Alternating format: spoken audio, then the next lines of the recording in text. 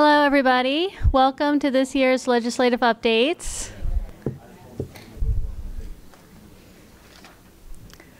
So I'm sure, as you all know, in the past, the Project Management Office has handled the legislative updates management. So we are going to have Scott and his team go through all of the changes. You all, if you could take all these back and make sure that any of the processes and applications that you all work on, any of these updates, if they affect any of them, make notes of that. Let us know exactly how these will impact it, if you need changes or updates. Sometimes you'll need completely new systems to handle these. And so you'll be, I'll be having Saba watch for any of the heat tickets that you all put in. She's going to explain to you exactly how to put those in so that they are properly referenceable, so that we can compile them all and manage those appropriately. But Saba is going to be the project manager for this project again this year. She handled it last year as well and did a great job. I'm going to turn it over to Saba so that she can go over the process, and then we'll get started with going through all of the updates that are available for this year. Thanks for coming. Welcome again. My name is Saba Ali. Can everyone hear me? As Diana said, I'll be your project manager again for this year's legislative updates for 2018 and 2019. Believe it or not, we actually just finished some tickets about 2 weeks ago. So they do sometimes run that long, and we do our best to complete them. As Diana said, every year we go through this. The House and Senate pass a number of bills that we have to make process changes and possibly application changes. As Diana mentioned, later on in this program, we'll have Scott, our Chief Communications Officer, do a high-level overview, and he'll also provide you an opportunity to ask questions. How many of you received the attachments and opened them? Great job. As a courtesy, we organize this every year, and just so that you all are aware, this presentation is being recorded so that it can be viewed in the future. A few of the people said that they couldn't be here, so they'll be watching it online.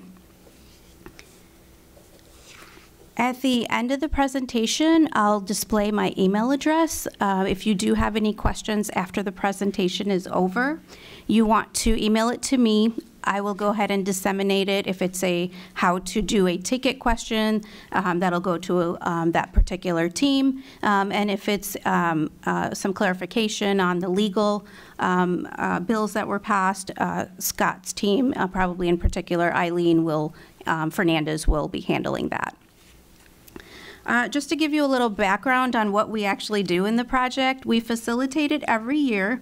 We identify critical, sensitive requirements, and we ask that you submit those particular tickets. And what we do on the back end is we have weekly meetings so that we can take a look at them, assess them, write requirements for them. The development team will actually do the changes, do some modifications, or write new processes.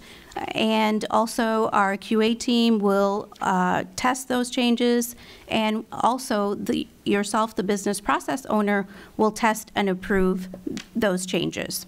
So in a nutshell, that's the work that's going on behind the scenes for pretty much the whole year.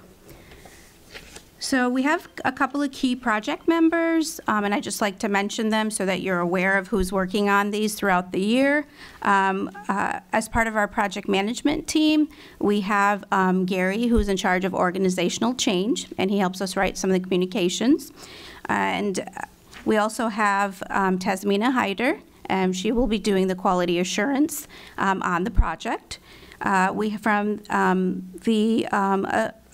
an additional team, which is a state reporting team, we have Bruce Himshoot. He's Senior Business Analyst, and he's in a suit here today.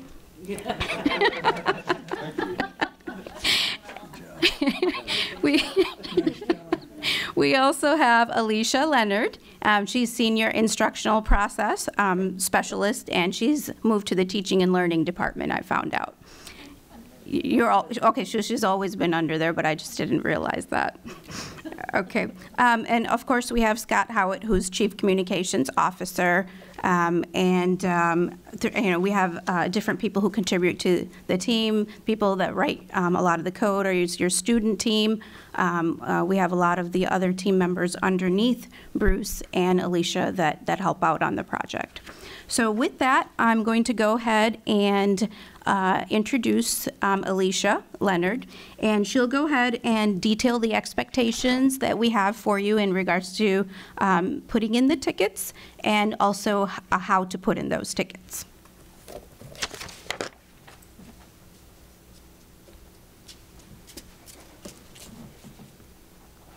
Okay, so just a little bit about your expectations as a BPO. You're going to absorb all of the information that you're going to get today about the legal language and materials, and then begin to determine any impacts to your areas. So some of the impacts may be changes that are needed as a part of one of our software systems, or they may simply be changes to a process. They may be also changes to a timing of a process. So they may require some date changes to a couple of the items on the data management calendar. So it's kind of a mix of all of those. If the changes do require a change to the software systems, what you'll do is you'll submit a heat ticket. The website is here, osr.ocps.net. And in the short description, if you can begin all of your tickets with LCU 1819, that will allow us to group all of the tickets together under the project and to be able to monitor all of those. And the deadline for submitting all of your tickets related to this project is Thursday, June 28th, 2018. So just a little about the process after we receive your tickets. Like Saba mentioned, we meet weekly as a project team, so we'll analyze all of the tickets. You'll work with my team or another one of the IPSs or BPSs.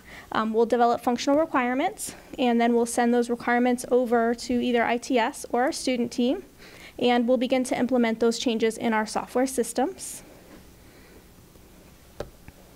And again, make sure LCU 1718 you can see in the short description. It's very important that that is in front of all of your tickets so that we can group them together. Our state reporting tickets, the changes that we normally get every year from attending FAMOUS, those will, 1819, those will be put in by our state reporting department, and I'll let Bruce speak a little more on that. So yes, Bruce will be coming up, Bruce Himshoot from the state reporting team.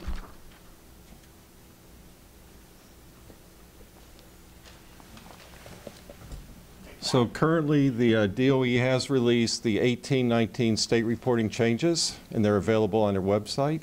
So just doing a brief recap of what's coming up. They have made some modifications to teacher course, the blending learning course element, and that's just mainly documentation. They've decided to rename one of the fields in the CTE student course, and that's just basically a renaming of a field and the documentation that goes along with that.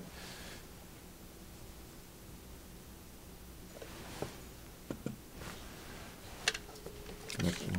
Yeah. Next slide, please. Next slide. Yeah.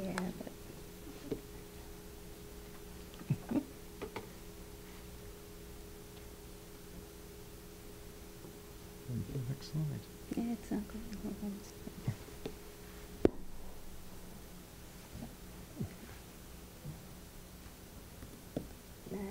Takes. Here. Oh, you know, it was on pause. There we go. So moving on to the teacher course, they have added 2 new codes, T and L, into certification licensure qualification status. So there'll be some changes coming along with that. In dropout prevention, they've just updated some definitions about public law in their documentation. Next slide. Prior school educational choice, they have added 2 new codes, R and V.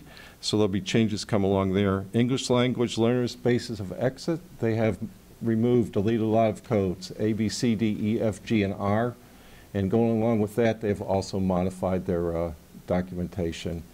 In the Fed State Comp, it's basically updated their definitions and examples. Next one. And in teacher course, they have added 2 new certificate numbers, all 7s and all 8s. So there'll be documentation, some changes coming along for that. Graduation option, they have deleted a bunch of codes, 2, 3, 5, and 6. Incident reported to law enforcement, they've just added some examples in their documentation. Industry certification, they've added a new data element, the date that the industry certification was earned. So that is a modification to their industry certification format. And the last one, virtual instruction provider, they have just added reference to Appendix CC to verify that this is a valid code for that virtual instruction provider. And that's it. Thank you. Thank you, Bruce. Do we have any questions about the ticket process or anything that I've mentioned before? No? Okay. With that, here's Scott Howitt, Chief of Communications, and he's going to go ahead, Chief Communications Officer, excuse me, and he's going to go ahead through some of the key bills and give you a high overview. Perfect. Thanks, Saba. Thank you all. Good afternoon. So I think Saba mentioned my team. It's me. I'm party of one today. So Cody is out of town, and so is Eileen. She was not in the office today. So you get me. So anyway, you have to deal with that. So I have a 45-slide presentation, of which I'm not going through every one of them. There's a lot of content in there. I'm going to do a very high level, as Saba said, and just kind of go through. There's 4 main bills that we really are concerned with, or will be as we move through the process, and it's 7026, which is the school safety bill, 7055, which is just a general education bill. It includes the voucher, the program, the bullying program, and so forth. There's accountability bill and a district accountability bill. So 495 and 1279. And I'm going to go through those and then give you kind of just the highlights of each of those bills and then quickly kind of roll through the other ones. You all should have gotten the implementation, the legislative implementation chart completed.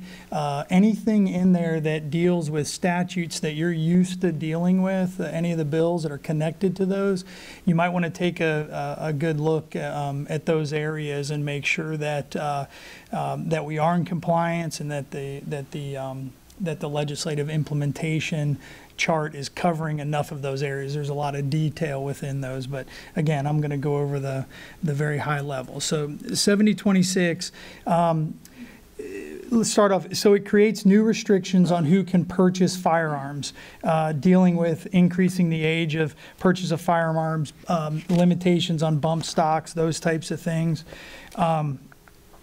The 7026 also expands the power of law enforcement and when they can Baker Act and when they can take firearms under certain circumstances. The kind of the red flag law, which has been used, I think, at least once here in Central Florida since it's been enacted. It also creates the Office of School Safety within the Department of Education.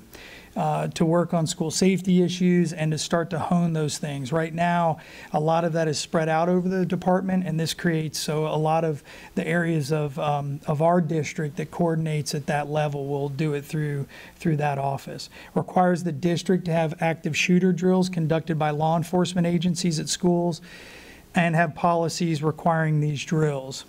Each district to conduct a safety assessment at each of their schools using standards established by the DOE OSS. So obviously we're doing the district assessments now. Individual school assessments will be getting further direction from the department, from OSS.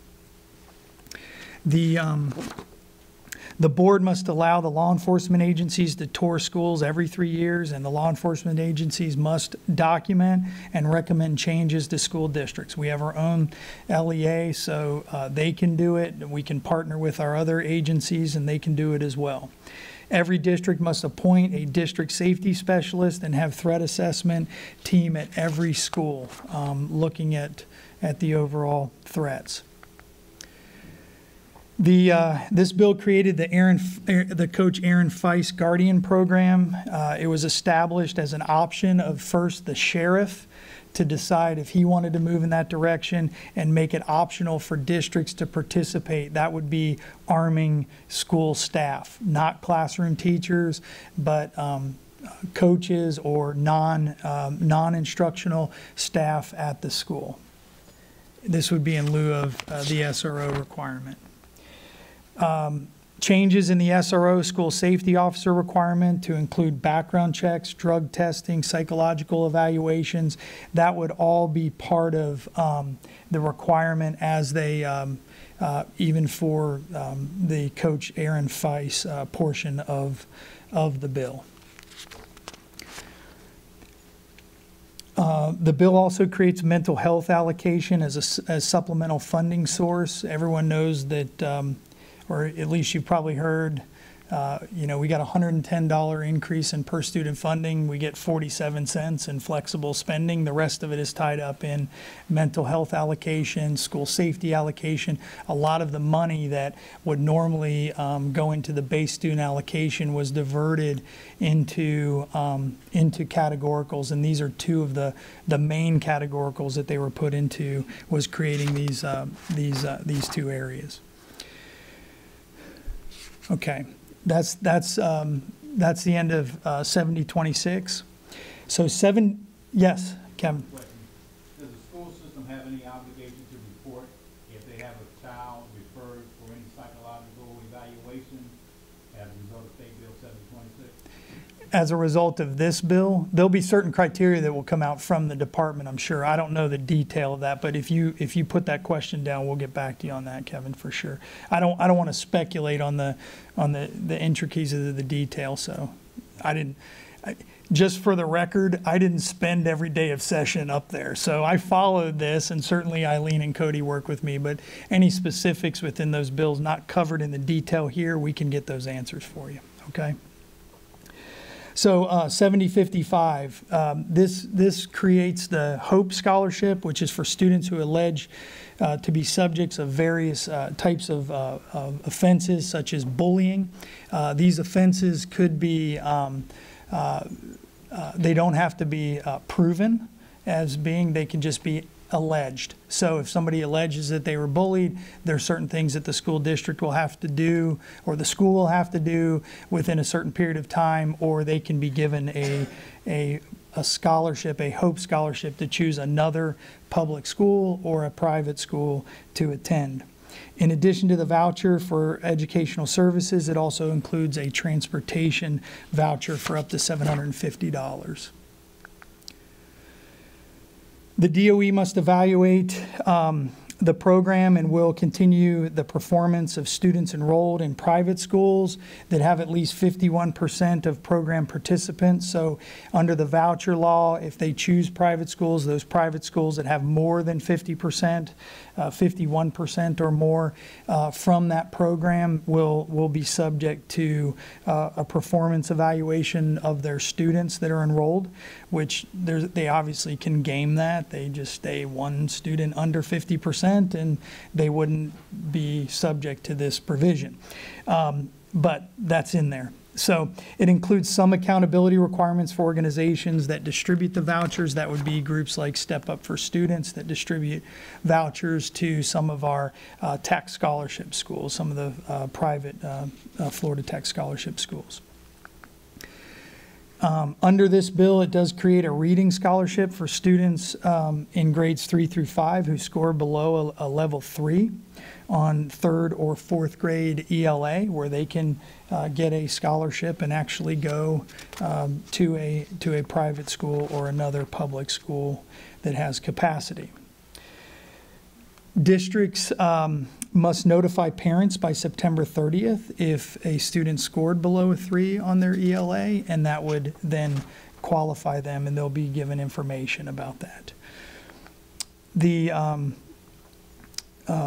This portion of the bill also deals with supplemental academic instruction and the requirement for us to use that to provide the additional hour of reading instruction. It allows the taxes from commercial rental properties to be redirected to fund these voucher programs, and requires that any school district that has again, those lowest 300 performing elementary schools to use that SAI allocation to help provide intensive reading instruction for an additional hour.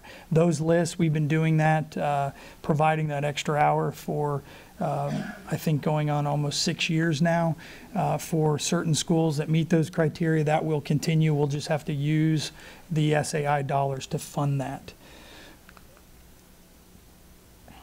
So let's see. This allows charter schools and management companies to establish level 1 and level 2 leader preparation programs or program renewals. It allows charter schools to defer opening for up to 3 years instead of 2. Currently it's 2, and they may choose when to open. If a developer wants to open a charter school and wants it to count towards school impact mitigation, the value of the facility they build has been lowered from $10 million to $5 million. So there's been some incentives there for charter schools to open and at least extend or their planning, their long-term planning. Expanded eligibility for charter schools to become high-performing charters by allowing charter schools of earning 2 consecutive A's to be eligible as high-performing. That's a change, and also increases the standards districts must meet to non-renew or terminate a charter.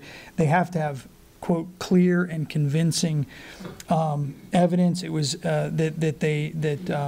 that there's been a violation or a, quote, material violation versus the preponderance of evidence. So they've upped the requirement for us to be able to go in and close down charter schools that are not performing at a high level or not even providing the requirements that we would require under our contracts or under the law. Removes the option for school boards to hold a direct hearing in non-renewal termination of charter schools. And in Orange County Public Schools, we already skipped this process. We go right to the administrative hearing.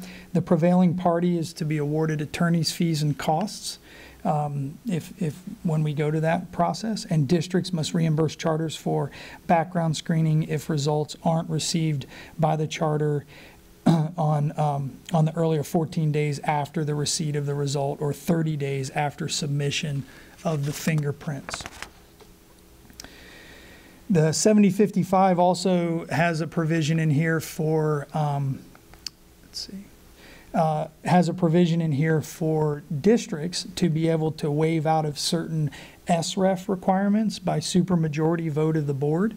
And this is as long as there's sufficient emergency shelters in the district or across the district that were covered as far as that goes. So as long as we certify that we have enough emergency shelters, we can go in and then waive certain provisions in SREF by supermajority.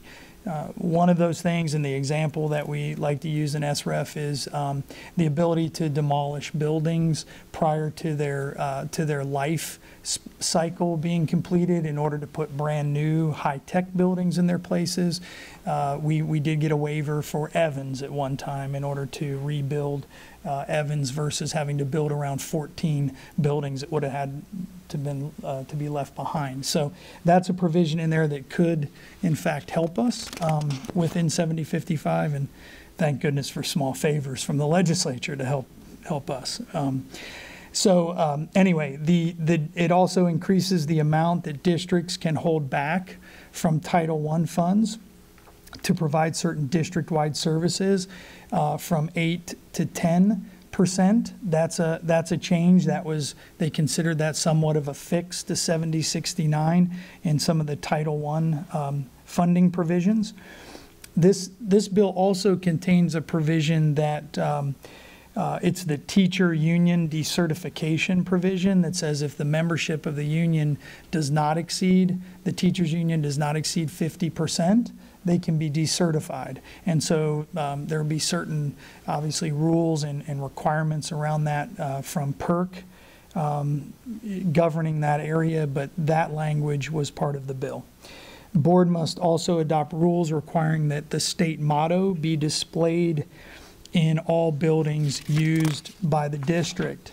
And for extra credit, who knows what the state motto is? Anyone? Very good, Jennifer Sasser. If I had candy, I would just toss it right out to you. That's right. It's in God We Trust, and it has to be on every school building we own. So very good. So that is also part of the bill. So not sure who's going to own that one, whether it's facilities or I don't know who would own putting God We Trust on every building, but we can maybe just staple it on a piece of paper. I don't know. I guess we'll get direction on that eventually on how we do that. Districts may now use locally generated funds to complete facilities without an education plant facility survey recommendation, and it expands the eligibility of teachers that qualify for best and brightest. So that is 7055. So 495, the third of the four major bills, relating to public education. This contains a change in changes to drop and to drop membership, around extension of drop and so forth. So that's provided in this bill. It contains various changes to computer science courses and ensuring that computer science is integrated in courses in middle and high school. The bill creates a bonus program for computer science teachers, and these bonuses are in addition to other bonuses, i.e. best and brightest, that teachers would qualify for. This criminalizes acts where a teacher has an inappropriate sexual relationship with students, regardless of whether the student is a minor or whether it was consensual. So it increases the penalties and criminalization of those acts. It requires school boards to adopt policies requiring the superintendent report disqualifying offenses of employees, and failure to adopt policy can result in board members forfeiting their salaries for a year. So there are certain provisions in here that the board has to require that the superintendent do when it comes to reporting or disqualifying certain individuals. And so the boards are going to be motivated to pass this policy, I will have you know, because they will not be forfeiting their salaries for a year. If the SUP fails to report a disqualifying offense, the superintendent will also forfeit their salary for a year, and the superintendents will not be not reporting those either. Requires a notation for an employee's file if an employee resigns or is terminated before an investigation of misconduct is concluded and the offense affects health, safety, or welfare of a student. So this takes some of the provisions that have been added over years and increases what we have to do when it comes to termination or resignation of employees from school and the reporting back of those offenses. This has new reporting requirements for charter schools and private schools that accept vouchers, and it provides that students who earn a minimum score for college credit on AP, IB, or ACE courses do not have to take the state EOC for that subject. And that is $495. Okay, the last bill, 1279. And one of the things that I need to point out in 1279 is there's an asterisk next to each of the provisions that are actually delayed implementation of the provision until 2019. So all these provisions that I'm talking about now are going into effect July 1st, 2018, which is a month from tomorrow. Some of the provisions in 1279 will be delayed for a year. So that means as lobbyists, we have a year to fix that before it goes into effect. But for you all, that's something that we keep on the back burner simmering and making sure we're prepared, because those provisions, if they do go into effect, we want to be ready to move forward. A lot of that was delayed, was put out there and said, look, we'll delay it for a year. If certain things happen over the next year, then we'll remove the provision later on. So hopefully some of those things will happen. But the ones that have asterisks will are actually those that are delayed. So 1279 contains new auditing requirements for the board. The Auditor General must contact school boards with previous audit findings, and boards must show evidence of corrective action within 45 days and show that corrective action is complete within 180 days. Failure to meet the deadlines will result in AG contacting the Legislative Auditing Committee, which you could go up and stand before the joint committee in the legislature and defend why you haven't fixed the audit criticism. So that's a change in that bill. Also the DOE Inspector General has to investigate certain allegations made by certain individuals against school boards. And also districts that receive $500 million or more in taxpayer funds must hire an internal auditor. And I think we have that covered. We have several. So, but some districts that had that threshold did not have an internal auditing function. So this will require those smaller districts to have that. Requires additional reporting for districts regarding operating costs and classroom expenditures. The data will be used by the DOE to develop a web-based tool to compare how funds are being used by each district.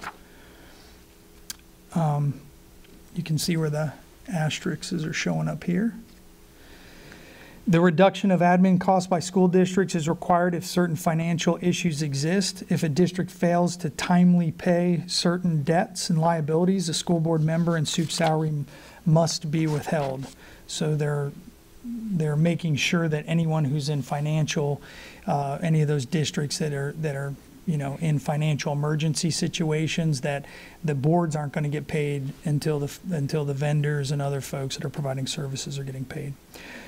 School board member salaries may not be higher than the salary for a beginning teacher. This is a delayed provision, so all school board member salaries will default back to beginning teacher, depending on where they go. I can tell you in probably half the districts, their salaries will go up.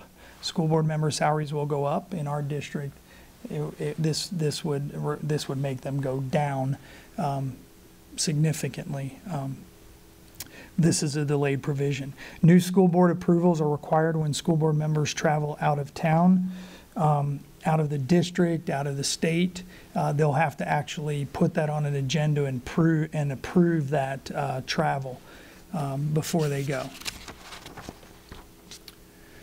And as you can see, the effective date is 2019.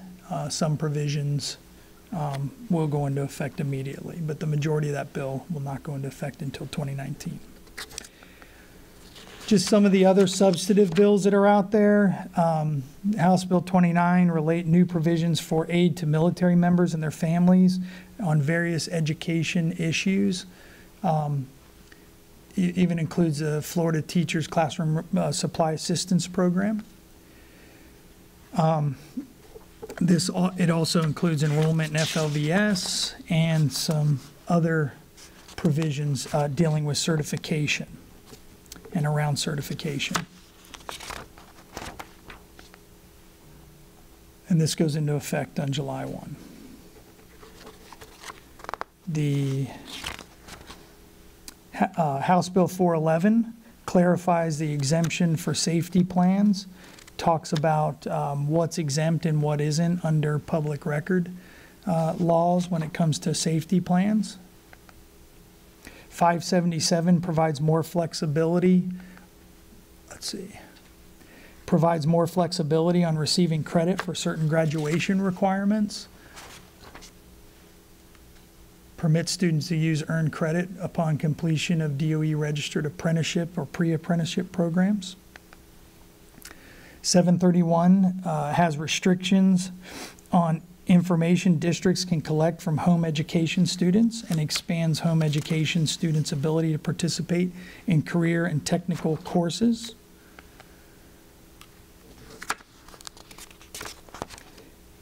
The 1091 relates to early learning, and it has new accountability measures for providers of early learning services.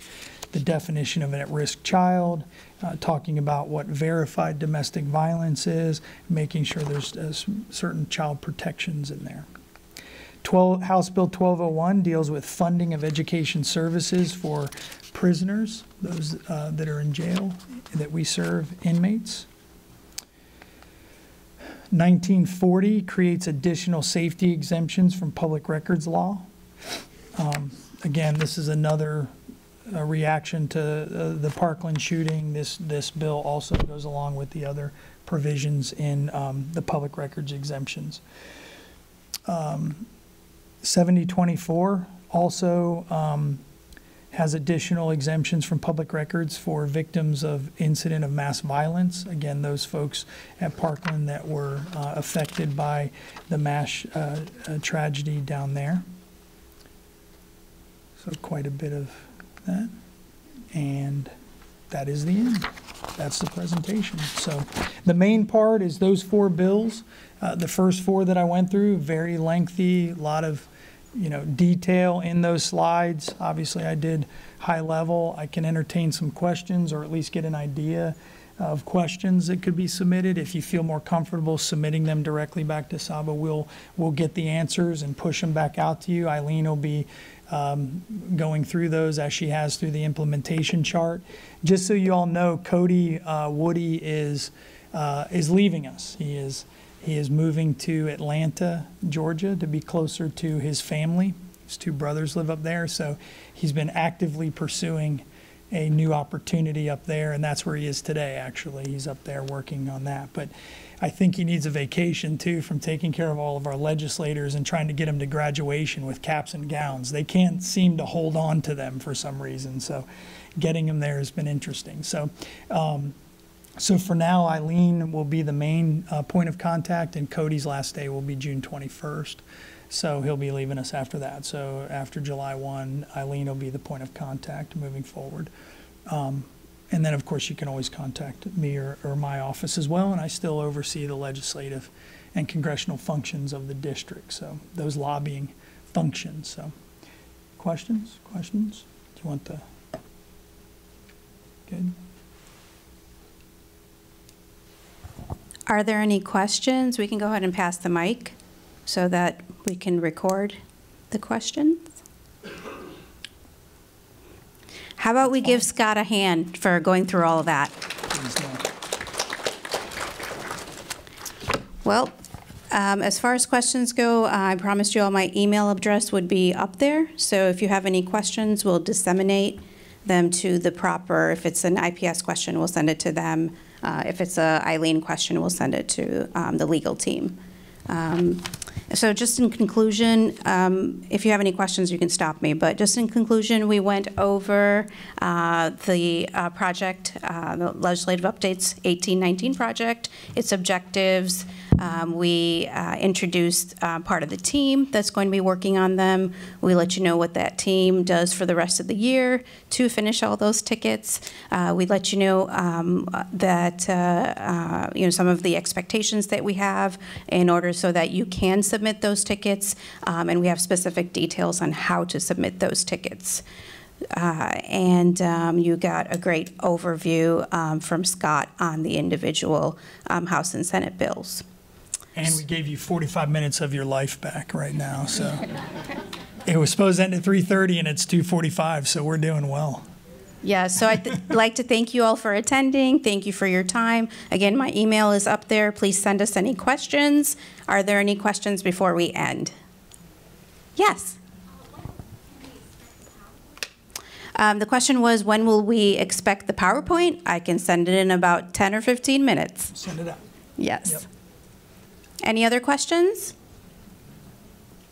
Why don't you send it out again with the implementation chart, just everyone, so that way we make sure we have it? Yeah, so to have it covered, we'll go ahead and send out this presentation that we went over and the district responses, which is the implementation chart. All right, thank you, everyone. We appreciate it. Thank you all. Thank you.